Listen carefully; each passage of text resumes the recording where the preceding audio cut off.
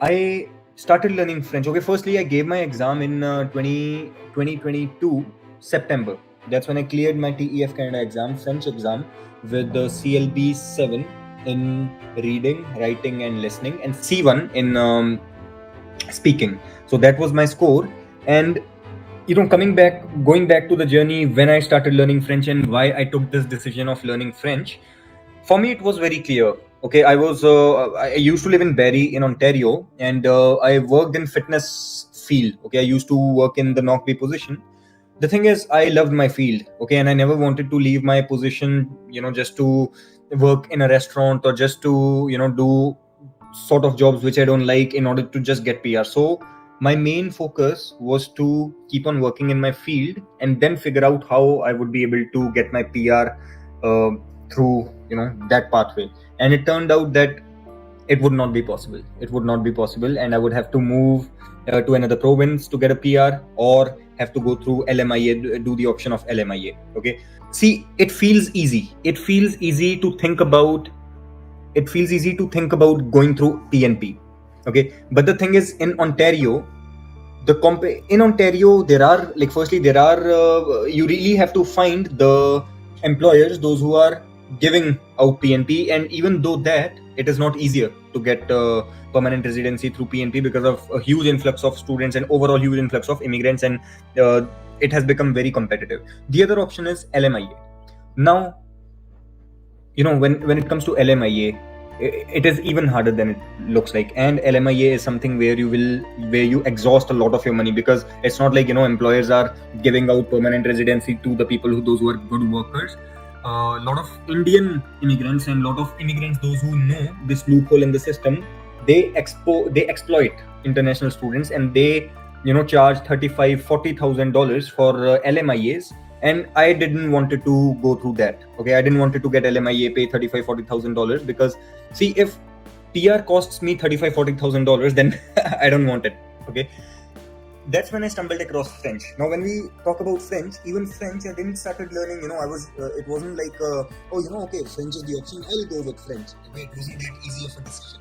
First, I researched a lot. So how did I came to know about French? I was having a call with one of my friends. He's really my good friend, and he told me, we were discussing about some programs. We were discussing about some options of permanent residency. He currently is in India. He was planning to come to Canada before.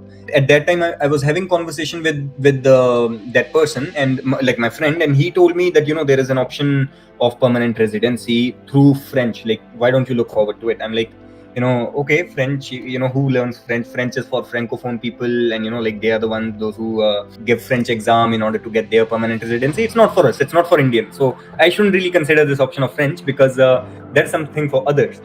But then, slowly I started researching. I started researching on YouTube. Okay, how long it takes to learn French? Can we learn French in 6 months, 7 months? Overall, it turns out that no, you can't learn French in 6 months, 7 months. Okay, if you're working full time.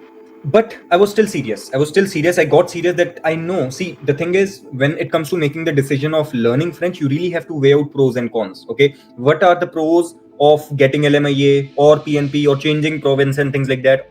On the other hand, what are pros of learning French? Okay, and obviously the pros of learning French overpowers the pros of going through LMIA or like this and that. Why? Because firstly, French is a skill. Learning a new language, learning a European language is a skill.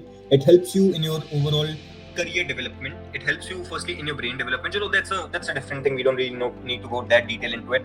But how learning multiple languages improves your brain capabilities, but that's a whole different thing. Our main focus is for career and for permanent residency. For career, if you are in Canada and if you know French, your job opportunities increases a lot if you're in Canada. Okay, why? Canada's second official language is French, and because a lot of people don't know, see, Canada is dependent on immigrants, but the only thing is, immigrants do not know French. Those who come over here, okay, it's a very small population. Those who know French, others don't know French. Which, if they don't know French and they go for any normal position without French, the English positions are very oversaturated. But if any immigrant knows French, because of less competition, they will be able to get their job quicker. So that's one thing. The other thing is permanent residency itself, obviously. Okay, at my time, 2.5 years ago, okay, like when I was learning French, there was no such thing as French proficiency stream. but still there were 62 points. So you used to get 62 to 74 points in your express entry, in your general draws, okay, in your express entry CRS score. My CRS score without French, after giving, like after getting 777 in IELTS and after completing my 1 year work experience, after studying diploma in college in Canada, after coming after 12th, yes, I came after 12th, okay, my maximum score was around 434, okay, 434. Like I maxed out on my IELTS. It was more than 777. So you get a little bit more if you have really good score in English. But apart from it, it was still 434. But then when I added French, when I gave my French exam, it bumped up to 496. So this is how it helps me in permanent. This is how it helped me in permanent residency in the past. But in September 2023, the immigration department, they opened up this new stream through which they will be more focused on particular different streams, and they will be getting more priority when it comes to getting their permanent residencies. That makes it easier. Okay, so like when we talk about the fields, there were different fields like STEM fields, healthcare and nursing, trade occupations, and one or two more, and French. Okay, and French currently is given the most quota out of all the fields. Like it's given 30% quota. So the benefit of French is even increasing more. Okay, so if I talk about the fields, I have the chart open right now. Okay, so that I can show you the actual information. There are 5 to 6 different fields: French proficiency, healthcare occupations, STEM occupations, trade occupations, transport occupations, agriculture, and agri-food occupations. Okay, if you are in any of these fields, that means it becomes easier for you to get your permanent residency. But when we specifically talk about French, like over here it's written 30%. Okay, 30% quota is given only to French. So that means there is high demand of francophones when it comes to immigration.